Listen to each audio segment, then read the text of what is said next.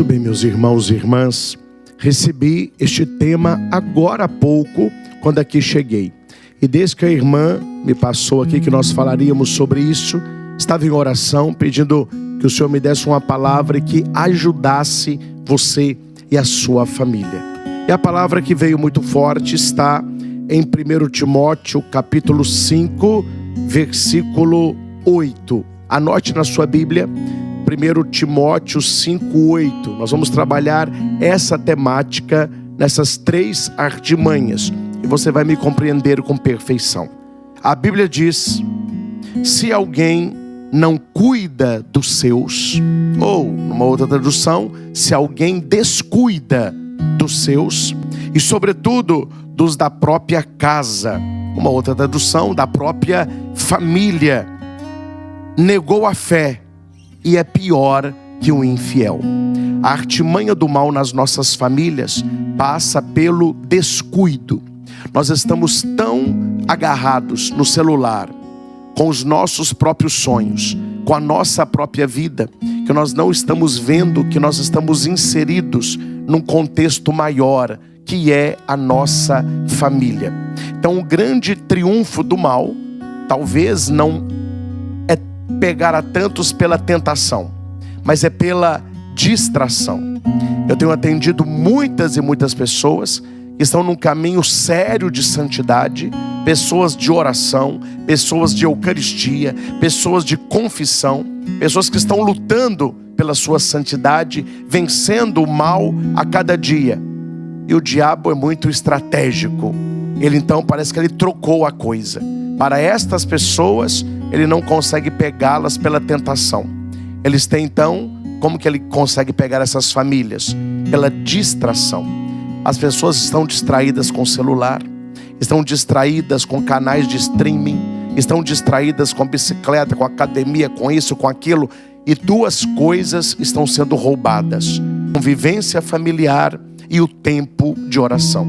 As pessoas têm tempo para tantas coisas, mas estão se descuidando dos seus. Esses seus são as pessoas que Deus confiou, e principalmente dos da sua própria família. Então nós queremos trabalhar aqui 3 artimanhas: a artimanha da surdez, da cegueira e da mudez espiritual. Nós vamos trabalhar a primeira, que é a questão do ouvido. Quantas vezes a principal artimanha do mal é que você não tenha tempo para escutar a sua família?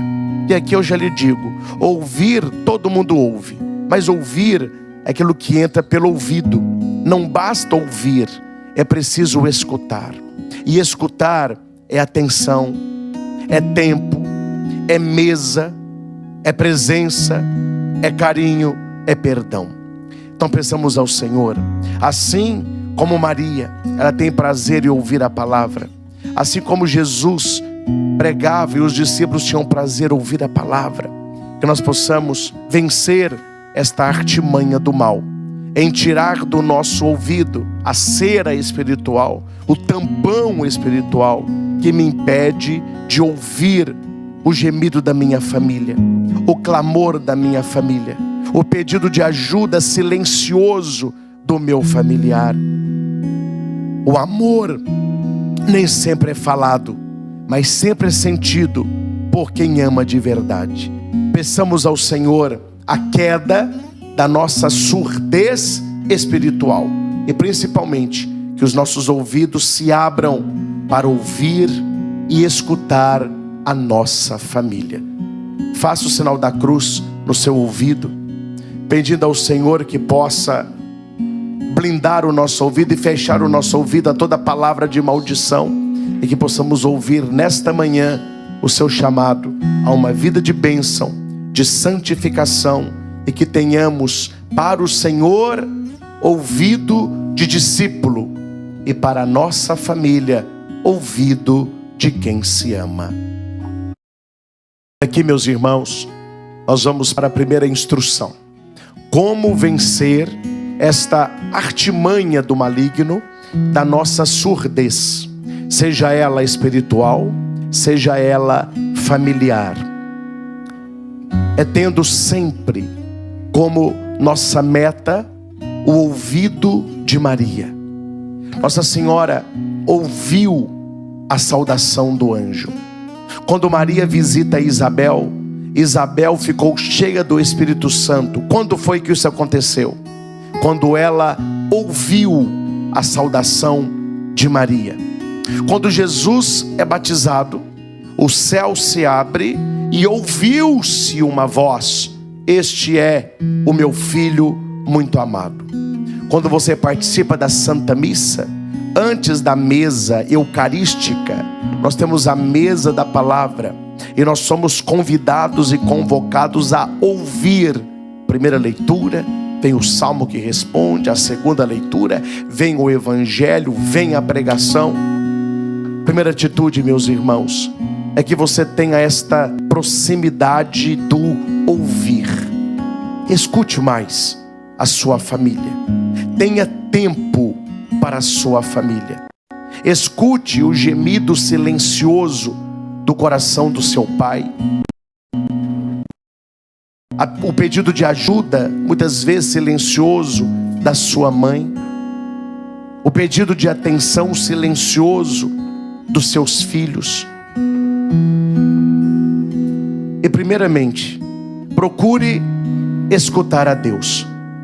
Aquele que não tem tempo para escutar a Deus, dificilmente terá tempo para escutar as pessoas, e tampouco a sua família. E sabe, meus irmãos, a atitude de escutar a sua família, escreva o que eu estou dizendo, a atitude de escutar a sua família é uma atitude exorcística. Quando você abre o seu ouvido e está atento à sua família, o mal se afasta. Quando você dá tempo àquilo que Deus te confiou, aqueles que Deus te confiou, o mal se afasta. 1 Timóteo 5,8. Não se descuide dos seus, nem da sua família. Aqui está a Santa Cruz dos Exorcistas com 12 relíquias, entre elas, agora já santo, Carlo Acutis, alguém que na sua casa conseguiu santificar a sua família, também por uma atitude de escuta. Então receba esta primeira bênção, pedindo ao Senhor ouvidos de discípulo, e dentro da sua casa, ouvidos de quem se ama. Deus eterno e todo-poderoso, por imposição da Santa Cruz, toque, Senhor, nos nossos ouvidos. Dá-nos ouvido de discípulo. Fecha, Senhor, os nossos ouvidos a toda palavra de maldição, a toda ilusão que vem pelo ouvir, a tudo aquilo de mal que entrou na nossa vida e na nossa família através do nosso ouvido. E abre, Senhor, os nossos ouvidos à Tua palavra. Dá-nos, Senhor, ouvidos de Maria Santíssima, atenta à Tua palavra, obediente à Tua palavra. Abre o nosso ouvido ao gemido, tantas vezes silencioso, das pessoas da nossa casa. Que possamos ter tempo de escutar, que possamos acolher o outro e prestar atenção naquilo que o outro tem a nos dizer. Afasta de nós, Senhor, por esta santa bênção, todo o espírito maligno da surdez espiritual, e abra os nossos ouvidos para este escutar a partir do coração. Que Deus nos cure e nos liberte de toda surdez espiritual e familiar, em nome do Pai, e do Filho, e do Espírito Santo. Amém. Amém. Voltamos a 1 Timóteo 5,8. Se alguém se descuida dos seus, não cuida dos seus, especialmente os da sua própria família, é o infiel, o anátema, perdeu a fé. Meus irmãos, o nosso relacionamento familiar, ele passa e ele influi no nosso relacionamento com Deus, na nossa espiritualidade. Se é verdade que a primeira artimanha do mal é que você fique surdo, tanto à palavra de Deus como à sua família, a segunda artimanha do mal seria a pessoa muda espiritualmente e existencialmente na sua casa. Como que você irá falar com a sua família se você não fala com Deus? Veja que quando eu tenho certeza de que Deus me ouve, eu ouvirei os outros. Se eu sei que Deus me fala, eu falarei com os outros. Veja, meus irmãos, os discípulos de Emaús, no dia da ressurreição, eles saem de Jerusalém e vão para o nada. Emaús não tinha nada para eles ali. E Jesus passa a andar com eles. Você já pensou nesse texto? Jesus podia perguntar qualquer coisa ali, e eu teria muitas perguntas para fazer. Jesus perguntou uma coisa só: o que vocês estão conversando pelo caminho aí? Olha a importância do que sai da nossa boca, das nossas conversas. O que nós temos conversado? Eu, quando atendo certas pessoas, eu pergunto para ela: você escuta o que você fala? Eu não acredito que você escuta o que você fala, senão você não estaria falando. Será que a gente pensa a maneira como nós falamos com a nossa família? A maneira como você se dirige à sua esposa, ao seu marido, aos seus filhos? Muitas vezes falamos quando deveríamos calar, nos calamos quando deveríamos falar. E aqui eu me lembro do primeiro pecado, pecado original, originado. Porque o pecado de Eva foi o pecado original, originante, né?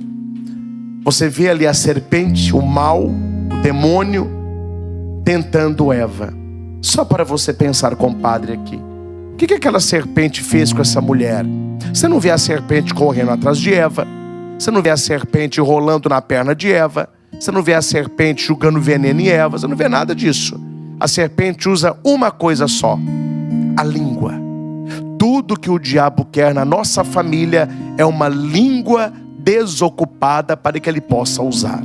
Espero que ele não encontre nem a minha e nem a sua. Esta é a segunda artimanha de Satanás: transformar a nossa língua, a nossa boca, que poderia ser um canal de bênção, num instrumento de maldição. Fica o dever para o dia de hoje. Leia Tiago capítulo 3. Tiago capítulo 3. Ele vai tratar a respeito da língua. Cuidado com a sua língua.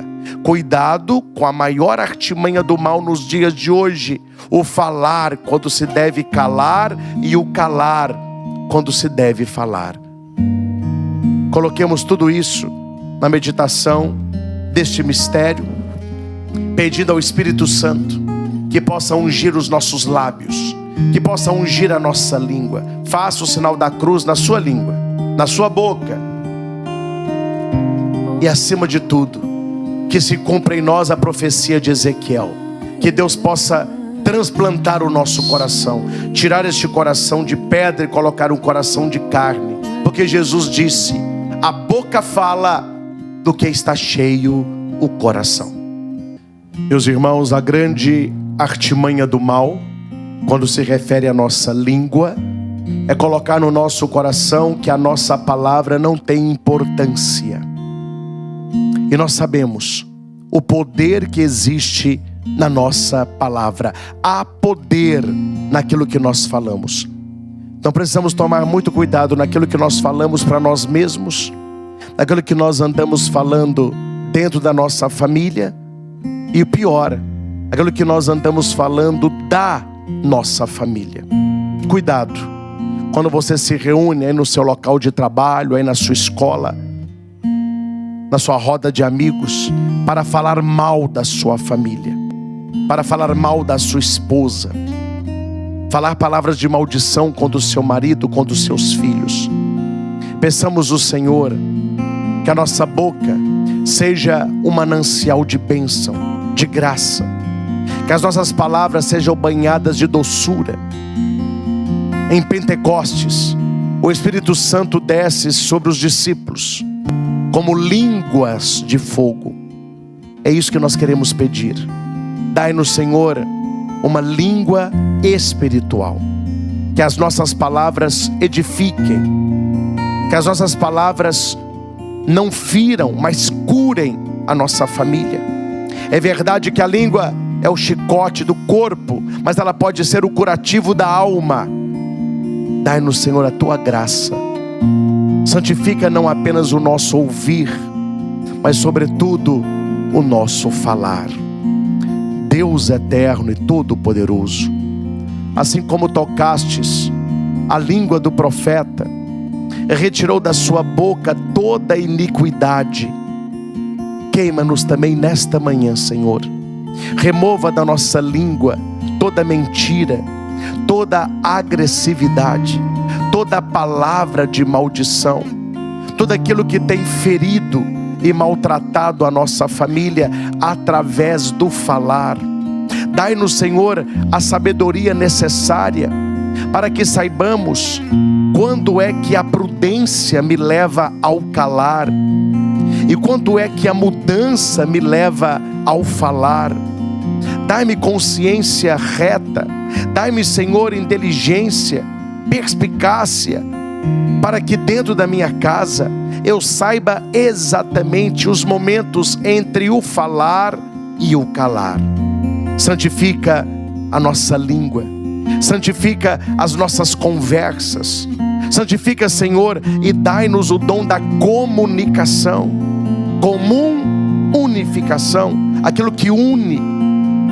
Que a nossa língua seja um manancial de bênção, de cura e de santificação para as nossas casas. Que a minha língua possa estar repleta de gratidão e não de reclamação. Santifica, Senhor, pela tua santa cruz, pelas relíquias aqui presentes, o nosso falar, e que a partir de hoje a nossa boca não seja usada pelo mal, mas pelo Espírito Santo, para santificar as nossas famílias, as nossas crianças e aqueles que mais necessitam da tua misericórdia, que passa também pela caridade do falar. Em nome do Pai e do Filho. Meus irmãos, voltemos 1 Timóteo 5:8. Se alguém não cuida dos seus, especialmente dos da sua própria família, negou a fé, é pior que o infiel. Penso que a terceira artimanha que o maligno tem usado para destruir as nossas famílias é a cegueira. Primeira, a cegueira espiritual. Segundo, a cegueira familiar. Meus irmãos, como é importante ver o outro, enxergar o outro. Nós temos o Evangelho de João, que é chamado pelos estudiosos, além de tantos outros nomes, o Evangelho do olhar. A salvação passa pelo olhar. Se você lê este Evangelho, eu te lanço esse desafio. Ler Bíblia é bom? Leia o Evangelho de João e vá circulando todas as vezes que o Evangelho diz que Jesus olhou, viu, fitou e que alguém olhou para Jesus. É o Evangelho que mais tem este verbo. Zaqueu sobe porque ele queria ver Jesus, e foi Jesus quem viu Zaqueu. Natanael estava andando, não é, atrás de Jesus. Jesus olha, vê Natanael e pergunta: a quem procurais? Uma multidão com fome. Jesus vê a multidão e pede que os discípulos alimentem. Meus irmãos, nós precisamos tirar, me desculpe aqui a franqueza, tirar os nossos olhos um pouco da tela de celular e passar a olhar mais a nossa família, a contemplar o crescimento da criança. Quantas crianças não têm os olhos no papai e na mamãe, mas são os olhos no celular, e ali têm sido deformadas. Esta é uma artimanha do demônio. Ele quer nos cegar espiritualmente. Há uma história breve de uma esposa. Olha que interessante, irmã. A esposa era cega. Ela andava pela casa com facilidade, mas quando ela acordava de madrugada, ela tinha um lampião, era na roça. Ela ia tomar água com um lampião na mão. Aí um dia o marido dela disse, ele acordou também, né? O que é isso, mulher? Você é cega? Por que você está com esse lampião? Você acha que você não vai tropeçar em nada, não? Ela falou assim: não, o lampião não é para mim não, é para você me ver. Gente, é uma historinha medieval isso aí. Mas quantas e quantas vezes as pessoas da nossa família estão clamando: olha, me enxerga aqui, olha, Já atendi várias mães com os filhos revoltados, os filhos se enchendo de tatuagem, com cabelos malucos, roupa maluca, e o pai e a mãe não vê, que ele está falando assim: ó, me enxerga, me veja, eu quero ser amado, eu quero ser aceito, eu quero ser educado. Meus irmãos, que Deus possa nos dar esta docilidade do olhar. Não basta o olhar, é preciso olhar com docilidade. Preparando para rezarmos mais um mistério, eu lembro aqui de Dom Gregório Paixão, o senhor arcebispo aqui de Fortaleza. Tive a alegria de almoçar com ele no domingo. Que homem sábio. Ele me dizia assim: Padre Christian, Jesus ele era de açúcar. Eu dizia: como assim, Dom Gregório? Porque todos que chegavam perto de Jesus recebiam um olhar de doçura, uma palavra de doçura, um ouvido que ouvia também com doçura, e que depois da doçura viria o convite da conversão. Quem sabe, meus irmãos, que não estão faltando em nós esse olhar com doçura sobre o outro, não de julgamento, mas de compaixão, de misericórdia. E não basta olhar se não se toma atitude. Lembra da parábola do bom samaritano? O sacerdote viu e foi, o levita viu e foi, o samaritano viu, desceu do animal e usou de misericórdia para com ele. No momento da bênção, sobre como vencer isso, nós vamos chegar a esta conclusão, de que quando eu escuto o outro, quando eu me dirijo ao outro, quando eu vejo o outro, eu tomo atitudes para que o outro seja ainda melhor. Na intenção das nossas famílias, na intenção desta visão espiritual, nós rezamos. Meus irmãos, aquilo que a irmã Maria Raquel dizia há pouco, é o que nós trazemos para esta bênção, que influi também no nosso olhar. Pessoas feridas ferem. Pessoas sujas sujam. Então o nosso ouvir, o nosso falar, o nosso olhar para as nossas famílias só será aquilo que deve ser quando nós nos deixarmos tocar e curar pela graça de Deus. Aquele que foi olhado com misericórdia, ele haverá de olhar com misericórdia. Foi assim na parábola do bom samaritano. Aquele homem perguntou para Jesus: Senhor, quem é o meu próximo? E Jesus termina perguntando para ele: quem foi o próximo daquele homem? Aquele que usou de misericórdia para com ele. Vai tu e faze o mesmo. E como é que nós usamos de misericórdia para a nossa família? A começar por aquilo que nós falamos, a maneira que nós ouvimos e a nossa abertura para escutar. Se nós pensarmos, meus irmãos, a maioria dos pecados entram por aí.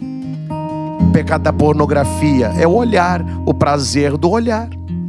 O pecado da fofoca é o ouvir, dando ouvido à conversa fiada. Vários vícios, o álcool, o cigarro, estão aonde? Na boca. Então veja só, se Deus santifica o nosso ouvir, o nosso olhar e o nosso falar, Ele santificará toda a nossa casa. Nessa terceira bênção, nós pedimos de maneira especial que Deus nos dê um olhar terno, um olhar misericordioso para a nossa família. Foi falado aqui agora, a maneira como nós olhamos muda tudo. A maneira como nós olhamos muda tudo. Aquele filho pródigo, quando voltava e o pai olhou, a maneira como o pai olhou determinou a sua atitude. Quem estava voltando? É o filho. Ele estava morto e ressuscitou. Ele estava perdido e foi encontrado. Se aquele pai tivesse um outro olhar, ele tinha falado com o filho: nem vem, é daí para trás, ó. Quando você muda o olhar, você muda a sua vida. Quantas pessoas foram tocadas porque foram olhadas com misericórdia por Jesus e por cada um de nós. Eu atendi certa vez uma moça que estava saindo da prostituição. Ela trabalhou muito tempo vou dizer o lugar para não estar confusão, mas um lugar aí que tem muita gente graúda. E ela mudou para Divinópolis e foi lá pedir uma orientação. Muito bonita, muito bem arrumada. Eu pensei até que era uma socialite. Ela disse: não, padre, eu sou profissional do sexo, eu sou de luxo. E me contou a vida dela. Eu orientei, esteve no processo de conversão. E o que marcou esse atendimento? Ela me disse: o senhor é o primeiro homem que não me olha com desejo, mas com misericórdia. Olha como que o olhar, ele toca. Dignai-vos, Senhor, abençoar a cada pessoa que está agora conosco. Santifica, Senhor, o nosso olhar. Cura-nos de toda cegueira espiritual e, acima de tudo, a cegueira de olhar as necessidades da nossa família, a carência da nossa família.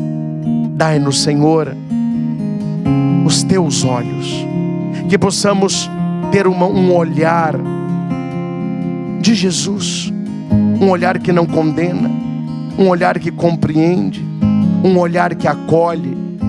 E através do nosso olhar que a cura aconteça, sobretudo nas nossas casas e nos nossos relacionamentos tão feridos e tão doentes.